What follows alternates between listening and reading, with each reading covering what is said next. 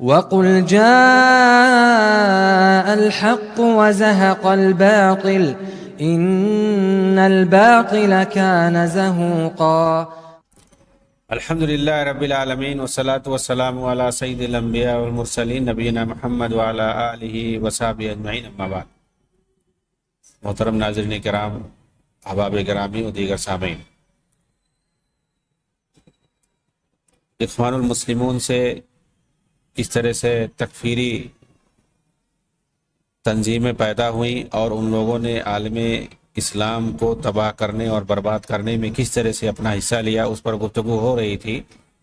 اور سیریا کے اندر تلیہ المقاتلہ کے نام سے جو تنظیم اخوانیوں نے بنائی تھی،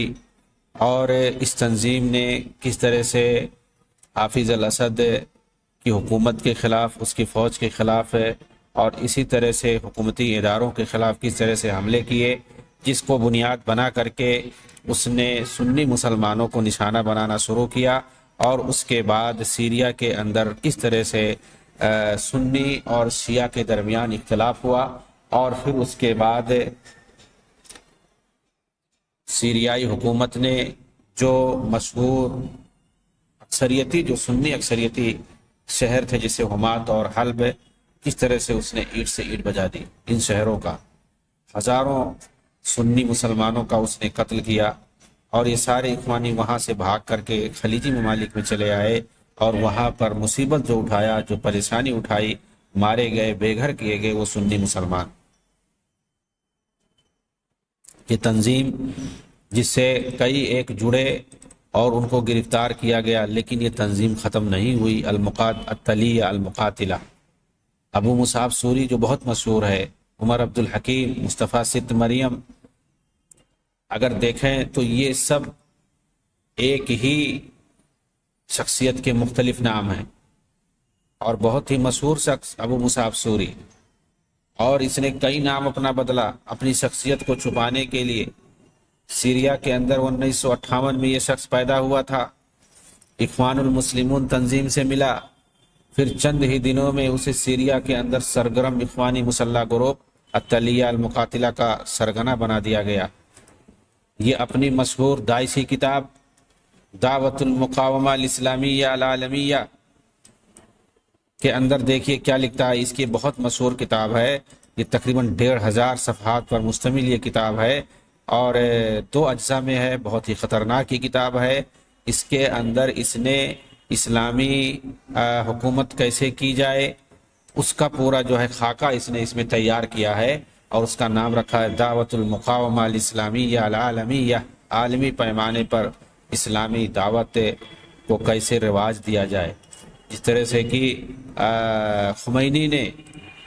الحکومت الاسلامیہ نام کر کے کتاب لکھی تھی، ان لوگوں نے اس طرح سے تکفیری کتاب معالم فی الطریق جس طرح سے کتاب لکھی تھی سید قطب نے، اور اسی طرح سے خلافت و ملوکیت کے نام سے جو عربوں کے یہاں مشہور ہے الخلافت والملک،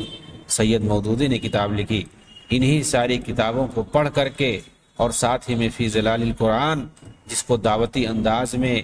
اور ادبی پیرائے میں تکفیریوں کے لیے جنہوں نے قرآن کی تفسیر لکھی سید قطب نے، یہ ان ساری کتابوں کو پڑھ کر کے یہ تمام کی تمام جتنی تکفیری تنظیمیں اس وقت پائی جاتی ہیں جہاد کے نام پر، مسلمانوں کا جو خون یہ لوگ کر رہے ہیں، یہ سب سے پہلے مسلم حکمرانوں کو طاغوت اور کافر کہتے ہیں، اور اس کے بعد ان کے انڈر میں جتنے بھی رہنے والے ہیں ان سب کو طاغوت کا پیروکار کہہ کر کے انہیں کافر کہتے ہیں، اور پھر اس کے بعد ان کا خون حلال کرتے ہیں۔ کہتے ہیں ہم پہلے ان کو ختم کر کے یہیں پر ہم پہلے مسلم معاشرہ بنائیں گے، پھر اس کے بعد پوری دنیا پہ قبضہ کریں گے، یعنی پہلے یہ مسلمانوں کو ختم کر دیں گے، پھر ان کی ایک نئی نسل آئے گی، کہیں گے وہ اصلی مومن ہوں گے۔ تو یعنی جو کلمہ کو مسلمان ہیں، کم سے کم یہ لوگ جو کلمہ پڑھتے ہیں، نماز پڑھتے ہیں، تمام کام کرتے ہیں، جو ظاہری چیزیں ہیں، اسلام کے تمام ارکان پہ عمل کرنے والے ہیں، ان کو بھی یہ مسلمان نہیں سمجھتے ہیں۔ یہ دیکھیے ابو مصعب سوری جو اصلی نام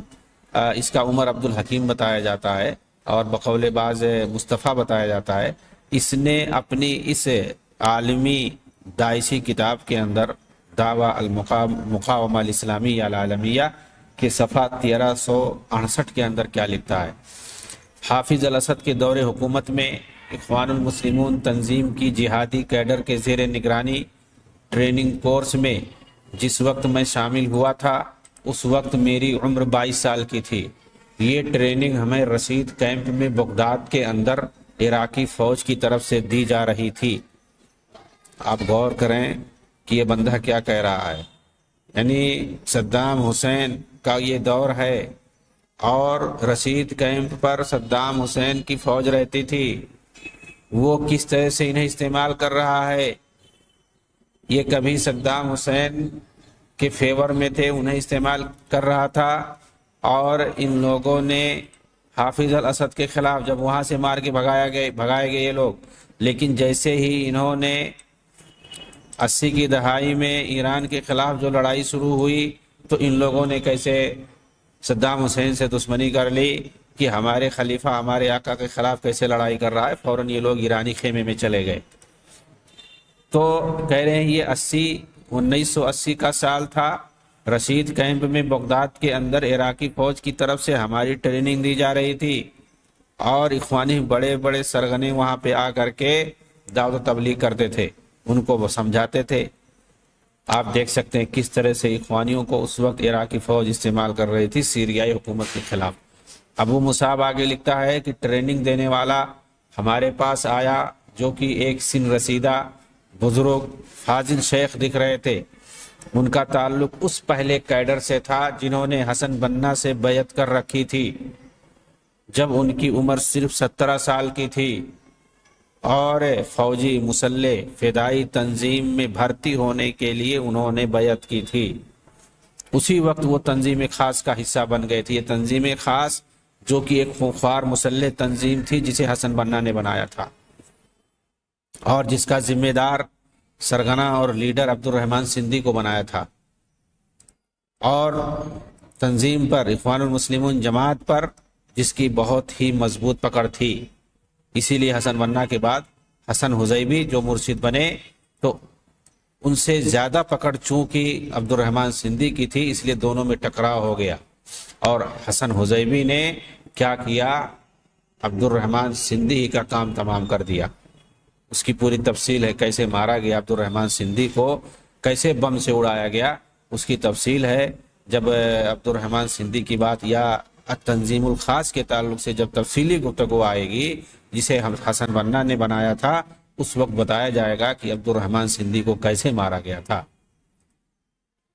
تو یہ کہہ رہے ہیں ابو مصعب سوری جو ہے جس نے یہ کتاب لکھی ہے، وہ کیا کہہ رہا ہے کہ وہ شخص جو حسن بنا کے زمانے ہی میں تنظیم الخاص کے رکن بن گئے تھے، پہلے کیڈر میں ان کا شمار ہوتا تھا، اور حسن بنا سے انہوں نے بیعت کر رکھی تھی، وہ ہم لوگوں کو ٹریننگ دینے کے لیے آئے تھے۔ کہہ رہے یہ ابو مصعب سوری کہہ رہا ہے کہ اس کے بعد وہ جو بزرگ شیخ تھے سید قطب کے ساتھ رہے زمانے تک، ان کے بعد انہوں نے مصر کو چھوڑ دیا۔ سید قطب کو جو پھانسی ہو گئی 1966 کے اندر، تو یہ بندہ مصر چھوڑ دیا، کہاں چلا گیا؟ مجاہدین کی ٹریننگ کے لیے اردن چلے آیا۔ اکثر انہوں نے اخوانی جہادی تنظیموں کی مدد کی، یعنی کیونکہ تنظیم خاص سے تعلق تھا، ٹریننگ کافی انہوں نے لی تھی، اس لیے ظاہر سی بات ہے جو جہادی تنظیمیں ہیں، مسلح جو فوجی تنظیمیں ان لوگوں کی ہیں، اس کو فوجی تنظیمیں جہادی تنظیمیں یہ لوگ بولتے ہیں، اس کی انہوں نے مدد کی، ٹریننگ کی، جیسا کہ ابو مصعب کہہ رہا ہے۔ جب یہ اخوان حسن بنا اور سید قطب کے منہج پر تھے اور ان کے اندر یہ جمہوریت اور پارلیمنٹ کی وبا نہیں آئی تھی، تب تک یہ مصر میں باقی تھے۔ مطلب یہ ہے کہ اخوان المسلمون کے اندر جب سیاست کی خوب آ گئی اور یہ لوگ سیاست میں حصہ لینے لگے تو یہ جناب وہاں سے مصر چھوڑ کر کے چلے گئے اور جہادی تنظیموں میں مل گئے، ان کا جو ہے ان کی ٹریننگ کرتے تھے۔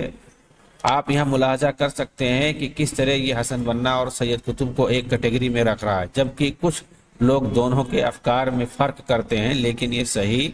نہیں ہے، یہ فرق کرنا صحیح نہیں ہے، چاہے وہ حسن بنا ہو یا سید قطب ہو۔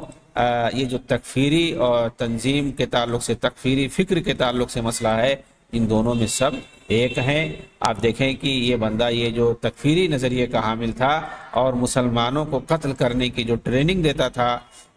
اس نے کس طرح سے بتایا کہ وہ حسن بننا کی تنظیم خاص میں تھا۔ اس کے بعد پھر وہ سید قطب کے ساتھ جڑ گیا اور تنظیم 65 کا وہ حصہ بن گیا۔ تو اس طرح سے، اور جب انہیں جب سے پھانسی دے دی گئی تو پھر مصر چھوڑ کر کے وہ اردن چلا گیا، سیریا اور عراق یہ گھومتا رہتا تھا، اور جو جہادی تنظیمیں تھی ان لوگوں کو ٹریننگ دیتا تھا مختلف جگہوں پہ۔ پھر آگے مصعب سوری کیا کہہ رہا، ابو مصعب سوری، پھر وہ ٹرینر ہمارے سامنے آتا ہے، یعنی رشید کیمپ میں جب وہ ٹریننگ کے لیے آیا تھا، کہہ رہے ہیں کہ وہ ہمارے سامنے آتا ہے، مصری لہجے میں سوال کرتا ہے۔ سوال کیا ہے؟ کیا آپ لوگ اخوان المسلمون ہیں؟ ہم نے کہا جی ہاں۔ پھر پوچھا، یہ ابو مصعب سوری کہہ رہا ہے، پھر پوچھا سچ کہہ رہے ہیں آپ لوگ؟ ہم گردنیں یہاں گردنیں کٹتی ہیں۔ اس نے کہا اخوان المسلمون کو آسان نہیں سمجھنا، یہاں گردنیں کٹتی ہیں، کیا آپ لوگ سچ بول رہے ہیں؟ تو ابو مصعب سوری کہہ رہا ہے، ہم نے مسکراتے ہوئے جواب دیا، ہم بسد صبر و شکر قبول کرتے ہیں۔ اس کے بعد بلیک بورڈ پر اپنے پہلے لیکچر کا عنوان انہوں نے لکھا۔ یہ جو ٹرینر آیا تھا اس نے اپنے پہلے لیکچر کا عنوان لکھا بلیک بورڈ پہ۔ کیا لکھا عنوان؟ الارہاب فریضۃ والاغتیال سنۃ۔ یہ دیکھیے، الارہاب فریضۃ، دہشت گردی فرض ہے، والاغتیال سنۃ، اور دھوکے سے قتل کرنا سنت نبوی ہے، سنت رسول ہے۔ سنت سے مراد سنت رسول ہے۔ ان لوگوں کے ذہن میں کچھ آیتیں ہیں اور اسی طرح سے کچھ نبی صلی اللہ علیہ وسلم کی سیرت کے کچھ واقعات ہیں، ان کی روشنی میں یہ کہتے ہیں کہ دہشت گردی یہ فرض ہے۔ دہشت گردی کا مطلب یہ ہے کہ دشمنوں کے اندر خوف اور رعب ڈالنا۔ کس طرح سے خوف اور رعب ڈالنا ہے؟ قتل کر کے، بمباری کر کے، اس طرح سے معصوموں کا جہن لے کر کے ان کو جو ہے ان کے اندر خوف کرنا، خوف ڈالنا، انہیں مرعوب کرنا، یہ لوگ یہ کہنا چاہتے ہیں۔ اور دھوکے سے قتل کرنا سنت ہے، یہ عنوان لکھا۔ دھوکے سے قتل کر سکتے ہیں اس لیے کہ اللہ کے رسول کے زمانے میں ایک کافر کو دھوکے سے قتل کیا گیا، ان کے نزدیک ہے۔ ان سب کا جواب دیا جائے گا انشاءاللہ اسی جو ہے سیریل میں، اخوانی جماعت اور تکفیر والی سیریل میں اس کا جواب دیا جائے گا پورا۔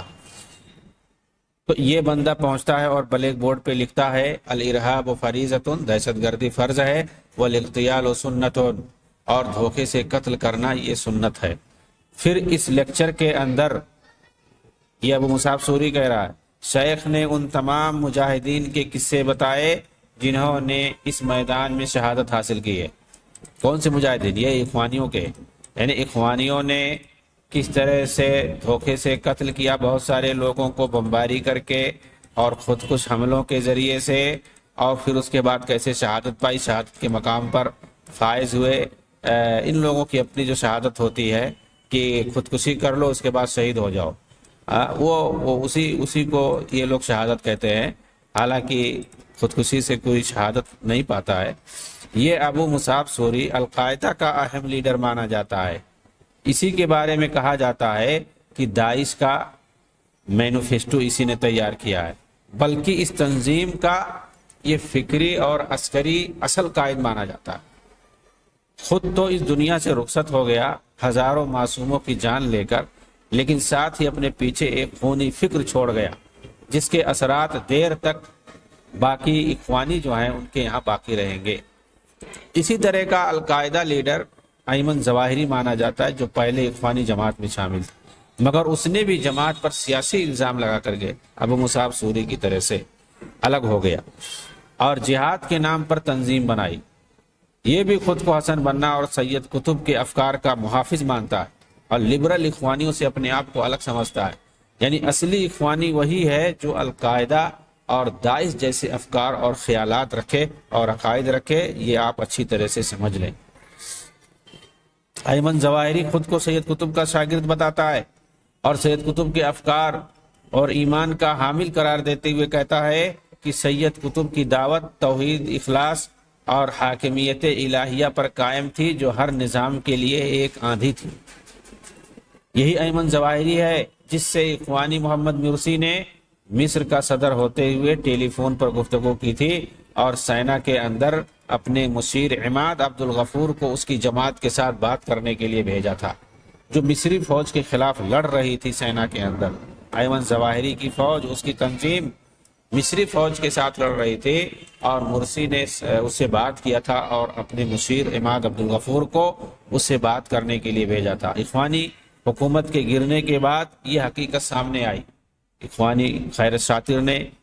انہی خونی جماعتوں کو مسلح کیا تھا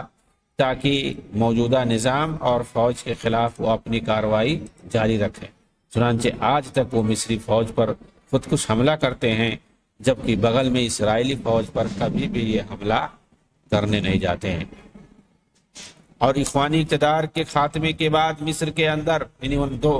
2013 کے اندر مختلف شہروں میں بطور خاص سینا، وادی اور ڈیلٹا وغیرہ میں مختلف جہادی تنظیموں سے، مختلف جہادی ناموں سے ان لوگوں نے خونی تنظیم بنا رکھی ہے۔ یعنی 2013 کے بعد جب ان کی حکومت وہاں سے ختم ہو گئی تو پھر اس کے بعد انہوں نے دھمکیاں دینا شروع کی اور کئی ایک خونی تنظیمیں ان لوگوں نے موجودہ دور میں بنائی، جیسے العقاب الثوری، کتائب المقاومہ الشعبیہ، حرکت سوائد مصر، لواء الثورہ، ولایت سینا، جماعت انصار بیت المقدس، اور اس طرح سے کئی تنظیمیں انہوں نے بنائی اور سب مصری فوج اور سرکاری اہلکار کے خلاف خود کش حملہ کرتے تھے۔ یہ لوگ کرتے ہیں، بلکہ ان میں کچھ تنظیموں کو سیاسی اور میڈیائی سپورٹ بھی ملتا رہتا ہے، جیسے جماعت انصار بیت المقدس، حرکت سوائد مصر وغیرہ، اور ان پر جو ہے ان تمام پر مصری حکومت نے پابندی بھی لگا رکھی ہے اور انہیں کلعجب قرار دے دیا گیا ہے، کیونکہ ان کی طرف سے اخوانی حکومت گرنے کے بعد ایک طرح سے مصری فوج اور سرکاری اہلکار بالخصوص مصری قاضیوں کے خلاف مزاحمت کے نام سے حملوں میں اضافہ ہو رہا ہے۔ یہ لوگ محکموں پر، عدالتوں میں اور اسی طرح سے عدالتوں کے قاضیوں پر باقاعدہ حملے کرتے ہیں، سرکاری اہلکاروں پر حملے کرتے ہیں، مصری فوج کے خلاف حملہ کرتے ہیں، ان کو طاغوت کہہ کر کے طاغوتی فوج کہتے ہیں۔ تو یہ ساری تنظیمیں حملہ کرتی ہیں، ان کو سمجھایا جاتا ہے حسن بن صباح کی طرح سے۔ یہ لوگ سمجھاتے ہیں کہ تم لوگ اگر مارے جاؤ گے، پکڑے جاؤ گے تو فوراً تم لوگ جنت میں جاؤ گے۔ اسی لیے باقاعدہ اور پکڑے جانے کا تو خوف رہتا ہی ہے 100%، اسی لیے بتا دیتے ہیں کہ اس سے بہتر ہے کہ پکڑے جاؤ اور پھر اس کے بعد جیلوں میں ڈالے جاؤ اور وہاں پہ سڑے جاؤ، اس سے بہتر ہے کہ خود ہی کو مار لو، خودکشی کر لو۔ تو یہ لوگ بمبار بن کر کے، انسانی بم بن کر کے جاتے ہیں اور جہاں ان کو حملہ کرنے کی ہدایت دی جاتی ہے ان کے سرگنوں کی طرف سے وہ لوگ وہاں پہ جا کر کے حملے کرتے ہیں، چاہے وہ عدالت پر حملہ ہو، چاہے وہ عدالت کے قاضیوں پر حملہ ہو، چاہے وہ کسی بھی سرکاری اہلکار پر حملہ ہو یا مصری فوج کے خلاف حملہ ہو، کسی بھی طرح سے انہیں حملہ کرنا ہوتا ہے تو یہ لوگ اپنے بدن پہ بم باندھ کر کے جاتے ہیں اور وہاں پر اپنے ہاتھ میں جو فیوز رکھتے ہیں، بٹن رکھتے ہیں، اس کو دبا دیتے ہیں۔ اس طرح سے سب سے پہلے تو خود یہ مر جاتے ہیں، پھر اس کے بعد وہاں موجود آس پاس میں جو ہوتا ہے، وہ چاہے کوئی معصوم ہو یا کوئی بھی ہو یا کوئی بھی پراپرٹی کی نوعیت کچھ بھی ہو، وہ سب کے سب تباہ اور برباد ہو جاتی ہے۔ عدالت کے قاضیوں پر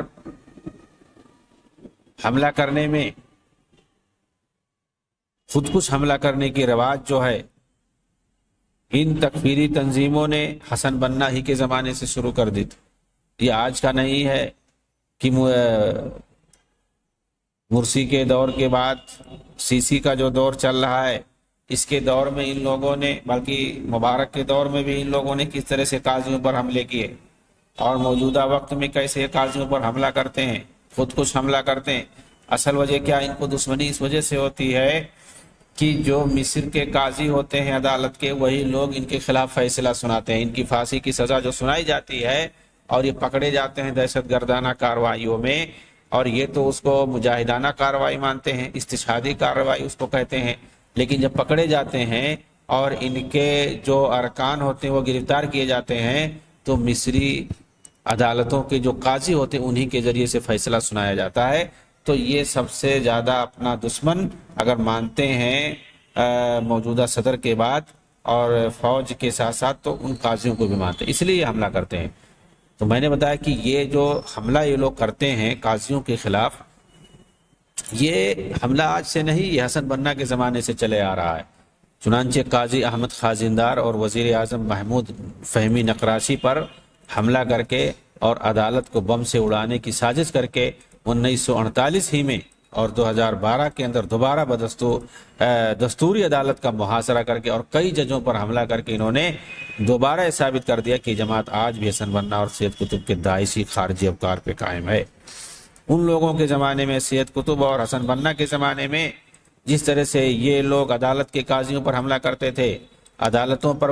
بم پھینکتے تھے، وزارت داخلہ کی بلڈنگوں پر حملہ کرتے تھے، یہ ساری چیزیں ثابت ہیں کہ ان لوگوں نے کیسے قاضی احمد خازندار، وزیر اعظم اس وقت کے محمود فہمی نقراشی پاشا وغیرہ پر حملہ کیا تھا۔ 1948 میں اس وقت حسن بنہ موجود تھے، اس وقت انہوں نے حملہ کیا تھا۔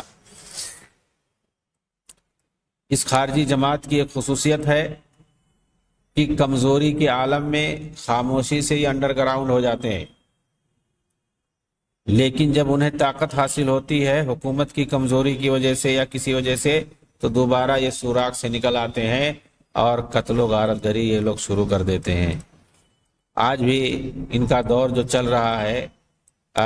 وہ ان کی کمزوری کا دور چل رہا ہے، اس لیے انڈر گراؤنڈ ہوتے ہیں اور دیکھیں گے صرف یہ سوشل میڈیا پر شیر بنے رہتے ہیں، اور اکثر تو آپ دیکھیں گے دعوت و تبلیغ کی باتیں اچھی اچھی کرتے ہیں، لیکن جب یہ لوگ تھوڑا بہت بھی ان کو سپورٹ ملتا ہے اعدائے اسلام کی طرف سے اور کسی بھی مسلم ملک کو یہ لوگ کمزور دیکھتے ہیں، خاص طور سے عرب ممالک میں، تو پھر اس کے خلاف یہ لوگ میدان میں آ جاتے ہیں فوراً۔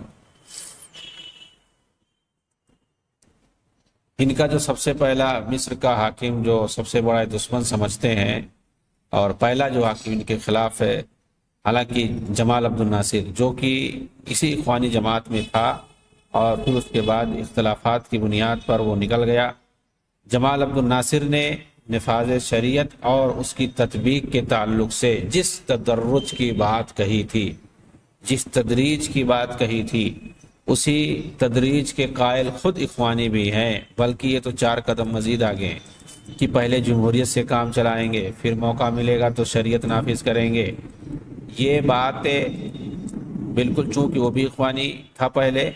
اس نے بھی باقاعدہ یہی بات کہی تھی کہ پہلے حکومت مضبوط ہو جائے اس کے بعد ہم شریعت نافذ کریں گے باقاعدہ۔ عمر تلمسانی نے مصری پارلیمنٹ کے ایک سیشن میں دکتور رفعت المحجوب سے ایک بار نفاذ شریعت پر گفتگو کرتے ہوئے کہا، علی محلن تدریجین، علی محلن تدریجین، ابھی ٹھہرو، دھیرے دھیرے نافذ کریں گے۔ یہ کون بولا تھا؟ عمر تلمسانی، یہ اس وقت مصری پارلیمنٹ کے رکن تھے۔ در حقیقت جمال عبد الناصر بھی اخوانی جماعت کا ممبر تھا، وہ بھی وہی خیال رکھتا تھا جو عام اخوانیوں کا تھا۔ باقاعدہ یوسف قرضاوی جو موجودہ دور میں اخوانیوں کے سب سے بڑے عالم مانے جاتے ہیں، انہوں نے باقاعدہ فتویٰ دیا غزہ کے اندر، جو فلسطین میں جہاں پر اخوانیوں کا قبضہ ہے، وہاں کے کچھ لوگوں نے جب مطالبہ کیا کہ آپ لوگوں کو ہم نے ووٹ دیا تھا اور غزہ پر آپ لوگوں کی جو حکومت آئی ہے ہم لوگوں کی وجہ سے آئی ہے، صرف اس وجہ سے کہ آپ نے حکومت پانے کے بعد شریعت کے نفاذ کا وعدہ کیا تھا۔ ایسے تمام لوگوں کو جن لوگوں نے مطالبہ کیا اور وہ سڑکوں پر باقاعدہ آئے، ان لوگوں کو اخوانی جماعت نے، حماس نے گرفتار کیا، انہیں مارا، بلکہ کچھ لوگوں کو تو بم سے اڑا دیا۔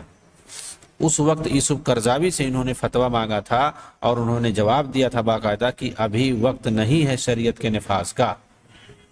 ابھی جمہوریت سے کام چلاؤ، وقت آئے گا تو پھر شریعت نافذ ہو جائے گا۔ یہ لوگ بیوقوف ہیں اور ان لوگوں کو عقل نہیں ہے، یہ جاہل ہیں جو شریعت کی نفاذ کا مطالبہ کرتے ہیں۔ یہ یوسف قرضاوی نے باقاعدہ جواب دیا تھا اور یہ پورا ریکارڈ میں موجود ہے، ان کی ویڈیو کے ساتھ، ان کی آواز کے ساتھ۔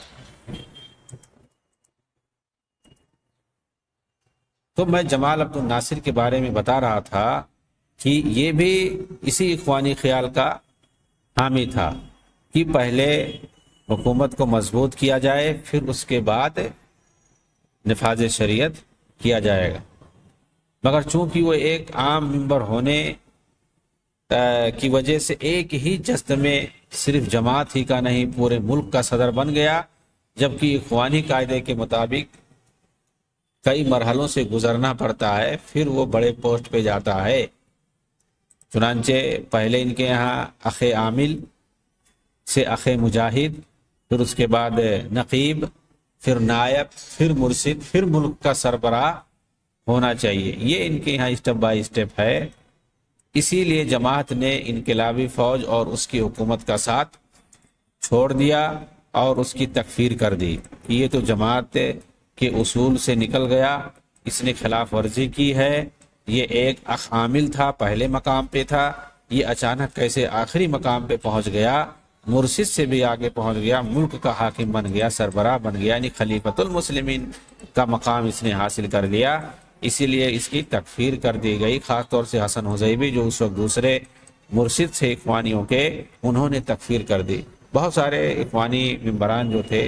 انہوں نے اس رائے کو برا سمجھا کہ ہم تکفیر نہیں ہمیں کرنی چاہیے، وہ اپنی ہی جماعت کا تھا، اس کو سمجھائیں گے، لیکن حسن حزیبی نے اس کی تکفیر کر دی تھی، کیونکہ اخوانی فکر کے مطابق جماعت سے فوج نے خروج کر دیا تھا۔ اگر غور سے دیکھیں گے تو پتہ چلے گا کہ اخوانیوں کے نزدیک تکفیر کا مسئلہ جماعت سے ولا اور برا پر جڑا ہوا ہے، یعنی یہ جو تکفیر کرتے ہیں اس کا تعلق اسلام سے جوڑ کر کے نہیں دیکھتے ہیں کہ اسلام کے کسی حکم کی خلاف ورزی اگر وہ کرتا ہے تو اس کی تکفیر کی جاتی، عام طور سے یہی ہوتا ہے۔ تو ان کے یہاں جو تکفیر کا تعلق ہے وہ جماعت سے جڑا ہوا ہے، اسلام سے نہیں جڑا ہوا ہے۔ عام طور سے تکفیر کی جاتی ہے دین اسلام کو لے کر کے، لیکن یہ لوگ جو تکفیر کرتے ہیں اپنی جماعت کو لے کر کے کہ اس بندے کا تعلق ہماری جماعت سے کس طرح سے ہے، کس طرح سے اخوان المسلمون کے ساتھ اس کا تعلق ہے، ولا اور برا کا تعلق اخوان المسلمون جماعت کے ساتھ جڑا ہوا ہے یا نہیں جڑا ہوا ہے، اس کو بنیاد بنا کر کے یہ لوگوں کی تکفیر کرتے ہیں۔ جو اس جماعت اور اس کے مرشد کے خلاف ہوا، اس جماعت کے خلاف جو بولے گا، اس جماعت کے جو مرشد کے خلاف بولے گا، اس کے مرشد کے خلاف اگر کوئی کارروائی کرے گا، اس جماعت کے خلاف کارروائی کرے گا تو فوراً طاغوت ہو جائے گا، خارجی ہو جائے گا، کافر ہو جائے گا۔ اس کی واضح مثال خود بعض اہم اخوانی علماء اور مفکرین ہیں، جیسے شیخ محمد غزالی اور سید سابق وغیرہ کی، جن لوگوں نے مرشد عام حسن حزیبی سے اختلاف کر لیا تھا۔ شیخ کرزاوی کہتے ہیں ہم عامریہ جیل میں تھے، ہم ایک مشہور وائس سے گفتگو کر رہے تھے کہ اچانک شیخ غزالی کا ذکر آیا تو اس نے کہا غزالی اور ان کے ساتھی اب ہمارے دینی بھائی نہ رہے، وہ جماعت سے نکل چکے ہیں۔ دینی بھائی نہیں ہے تو پھر آخر کون سے ہیں؟ یعنی وطنی بھائی اب ہیں وہ ہمارے، لیکن دینی بھائی نہیں ہے۔ ظاہر سی بات ہے ہر مسلمان کو دینی بھائی کہا جاتا ہے، اگر کوئی دینی بھائی بھی نہ سمجھے تو پھر وہ کیا ہو سکتا ہے؟ وہ کافر ہی ہو سکتا ہے۔ شیخ محمد غزالی خود بیان کرتے ہیں کہ ایک مرتبہ میں اپنے ساتھی استاد سید سابق کے ساتھ شعبہ المنیل کے پاس جا رہا تھا کہ دو اخوانی ہمارے بغل سے گزرے اور ہمیں سنا کر کہہ رہے تھے تم دونوں جہنمی ہو گئے، تم دونوں جہنمی ہو گئے۔ کیوں؟ اس لیے کہ اخوانی جماعت کو انہوں نے چھوڑ دیا تھا۔ مزید کہتے ہیں کہ یہ بڑی تعجب کی بات ہے کہ مرکزی آفس سے یعنی دارالارشاد سے